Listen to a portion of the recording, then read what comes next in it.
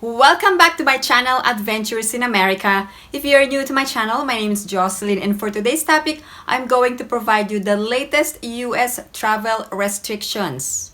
But before we get started, please like this video, and if you haven't subscribed to my channel, please subscribe and hit that notification bell. I always welcome new subscribers. There are changes to the US travel restrictions for all passengers going to the US effective April 14. But before I discuss the new changes, let me provide some updates regarding the federal mask mandate. The federal mask mandate has been extended until April 18. This is according to the TSA, or the Transportation Security Administration. The federal mask mandate is applicable for all public transportation, including planes. So all US passengers must still wear a mask until April 18. However, there are 21 states suing the Biden administration to lift the federal mask mandate. Now, let me provide you an update regarding the changes that will happen effective April 14. The CDC, or Centers for Disease Control and Prevention, posted an amended order. This is the amended order from the presidential proclamation. The CDC issued an amended order to align post-arrival public health requirements for accepted non-citizen non-immigrants with current CDC recommendations. In addition, the amended order also clarifies that parents or guardians do not need to complete an attestation on behalf of children under 2 years of age, and formalizes other guidance described in technical instructions announced in frequently asked questions and in the attestation. So this amendment will become effective on April 14. In essence, here are the summary of changes. First, the new guidance reduces the number of days recommended to self-quarantine from 7 days to 5 days. Second, the new guidance also reduces the number of days recommended for isolation for people who are diagnosed with COVID-19 or have COVID symptoms from 10 days to 5 days.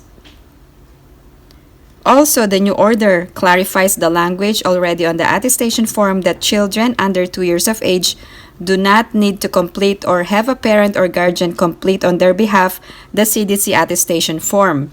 The last item, the amended order also revises what is required of some people eligible for an exception to the vaccination requirement, and what public health actions such as self-quarantine and testing may be required for such eligible people after arriving in the US. The full text to the amended order will be linked in my description in this video. Also, let's talk about the requirement of being fully vaccinated for all non-US citizens who are not immigrants. There is a definition of a fully vaccinated individual. Foreign travelers must provide official vaccination documentation, and airlines will confirm that the last dose was at least 2 weeks prior to the travel date. There are also specific information regarding official documentation. First, the personal identifiers, such as your name or date of birth, must match the personal identifiers on the travel documents. You must also name the official source and the vaccine manufacturer and the date of vaccination. You must also prove that you are fully vaccinated depending on the type of vaccine that you received, whether it is a single dose or a 2-dose series of vaccine. Also, if you received mixed vaccines, you will also be considered fully vaccinated. If not, you will be denied boarding. Now, how the 14 days are calculated. Your last dose must have been given a full 14 days before the day you board your flight to the US. The vaccines must be approved either by the US FDA or by the World Health Organization for emergency use. Here are the approved vaccines by the US FDA: Pfizer, Johnson & Johnson, and Moderna. Now, here are the approved vaccines for emergency use by the World Health Organization: Pfizer or BioNTech, Moderna, AstraZeneca, Covaxin, Covishield, Sinopharm, and Sinovac. The newly approved is Covaxin. Because there are countries around the world who administered mix and match vaccines, it will also be acceptable and you will also be considered as fully vaccinated by the CDC. Now, which vaccines are not accepted in the US? First is Sputnik 5, second, Novavax, and third, Abdala, and fourth, Soberana. These are the not approved vaccines in the US. Now, here is the latest US travel restrictions.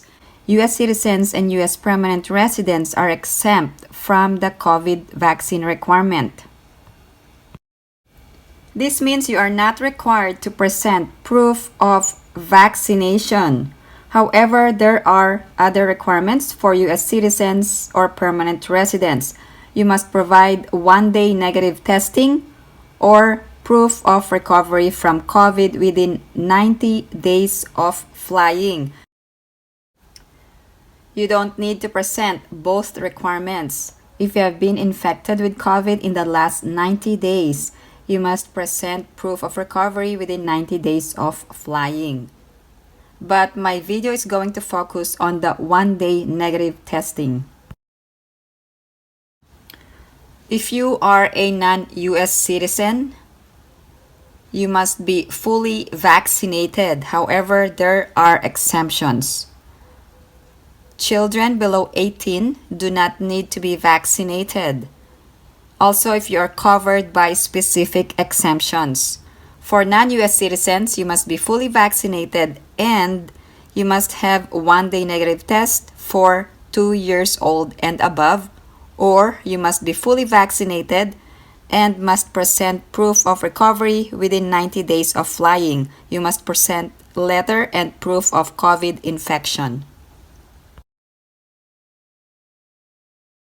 Let's talk about the requirement of a one-day negative test. Here are the requirements.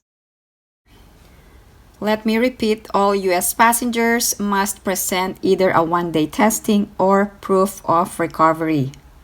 Let me focus on the one-day testing. All air travelers, regardless of citizenship or vaccination status, will be required to show a negative pre-departure COVID-19 viral test taken the day before they board their flight to the United States. For example, a passenger whose flight to the United States is at any time on a Sunday would need to have a negative test taken at any time on Saturday.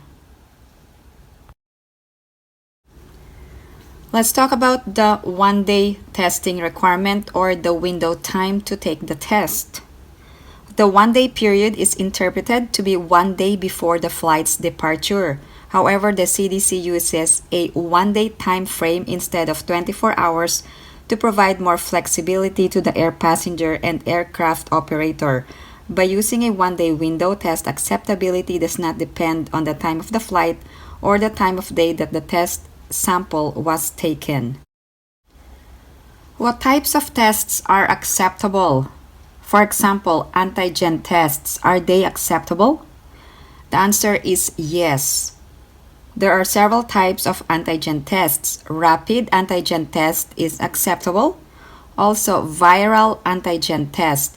There are also other types of antigen test, and please take note of these wordings. What are the types of tests that are acceptable? Nucleic acid amplification test or NAAT. So for example, RT-PCR test is an example of a NAAT type of test. Reverse transcription polymerase chain reaction RT-PCR test. Also, there are other tests that are acceptable. So let me provide you several examples. Isothermal amplification. There are several examples such as NEAR, so please take note of the wordings: TMA, LAMP, HDA, CRISPR, or SDA. These are all acceptable tests. Let's talk about rapid tests. Rapid tests are acceptable if they are a viral test that meet the requirements. Self-tests are acceptable. You can use a self-test, sometimes referred to as a home test, that meets the following criteria. There are several criteria.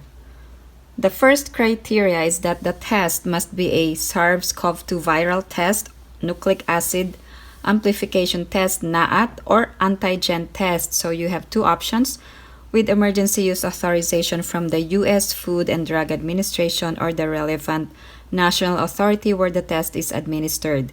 Second requirement is that the testing procedure must include a telehealth service affiliated with the manufacturer of the test that provides real-time supervision remotely through an audio and video connection. So some FDA-authorized tests include a telehealth service may require a prescription. Also, the telehealth provider must confirm your identity, observe the sample collection and testing procedures, confirm the test result, and issue a report that meets the requirements of CDC's order. Airlines and other aircraft operators must be able to review and confirm your identity and the test result details. You must also be able to present the documentation of test results to U.S. officials at the port of entry and local or state health departments if requested. Let's talk about the information that must be included in the test. You can either present a paper copy or a digital copy. So it doesn't matter if it's on paper or email or a certification. First requirement, the type of test must be included, indicating it is a NAAT or antigen test. Second requirement, entity issuing the results such as a laboratory, healthcare entity, or telehealth service. So this must be indicated. The third requirement is the sample collection date. A negative test result must show the sample was taken no more than 1 day before the flight, or a positive result for documentation of recovery from COVID-19 must show the sample taken was taken within 90 days before the flight. Fourth, information must show identifiers such as your full name plus at least one other identifier such as your date of birth or passport number. And then you must also indicate the test result. Many are asking if booster shot is required to travel in the US. The answer is no. For non-US citizens who are not immigrants, booster shot is not required. Let's talk about proof of recovery from COVID within 90 days of flying as a requirement if you cannot produce negative test. Proof of recovery within 90 days of flying can be presented. People who have recovered from COVID-19 can continue to test positive for up to 3 months after infection.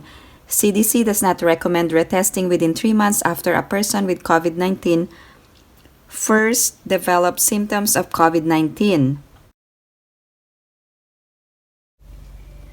If you have had a positive viral test on a sample taken during the past 90 days and you have met the criteria to travel, you may travel instead with your positive viral test results and a signed letter from a licensed healthcare provider or a public health official that states you have been cleared for travel.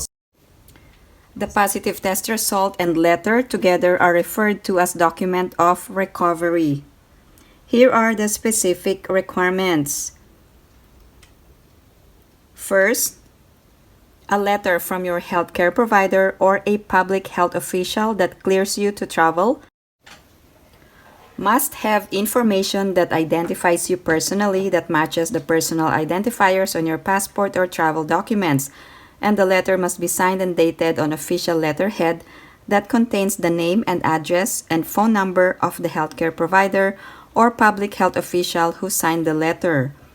If you recovered from COVID but you were not able to present documentation of recovery, you will need to have COVID-19 viral test result from a sample taken no more than 1 day before your flight to the US departs. Here are the forms that you needed to submit or fill out when flying to the US.